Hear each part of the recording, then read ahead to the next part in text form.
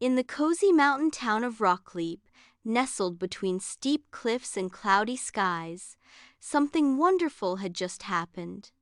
A baby dragon had been born. His name was Bumble, and unlike his fire-breathing, sky-shaking siblings, Bumble was, well, a bit different.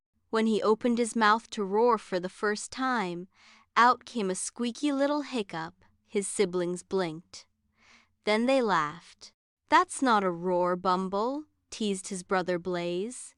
"Maybe he's part duck," giggled his sister Flicker. But Bumble's best friend, Ellie, an 8-year-old girl with a wild imagination and polka-dot boots, didn't laugh. She leaned close to the baby dragon and said, "That was the cutest hiccup I've ever heard.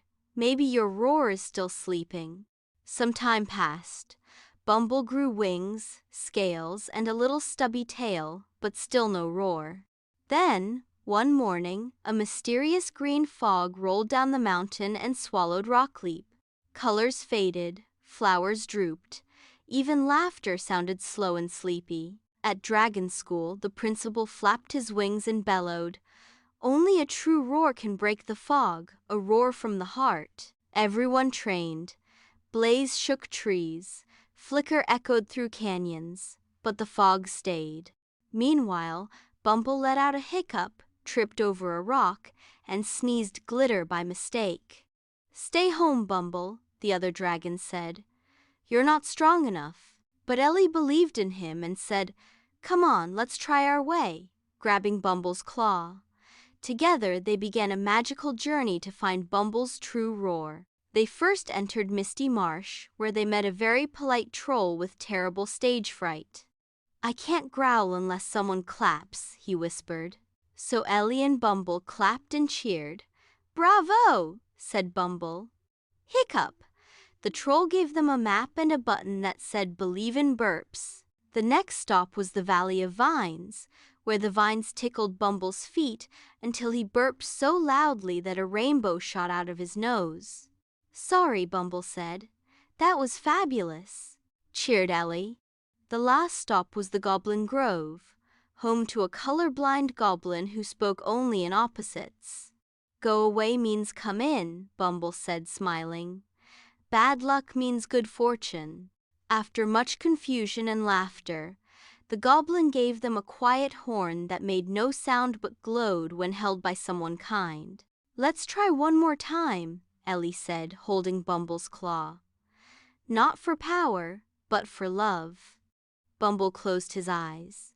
He thought of his home, of Ellie's belief, of the troll's bravery, the goblin's riddles, and the joy of burping rainbows.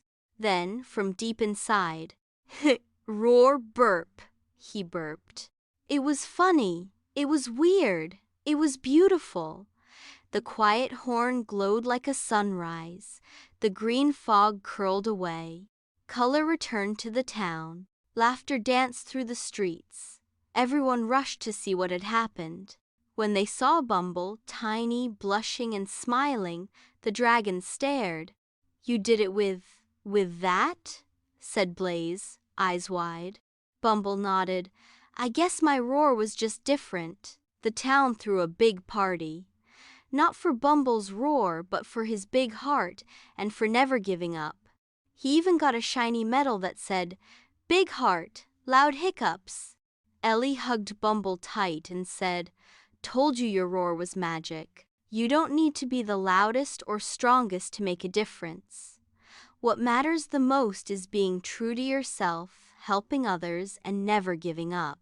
Because sometimes the most powerful roar comes from the heart."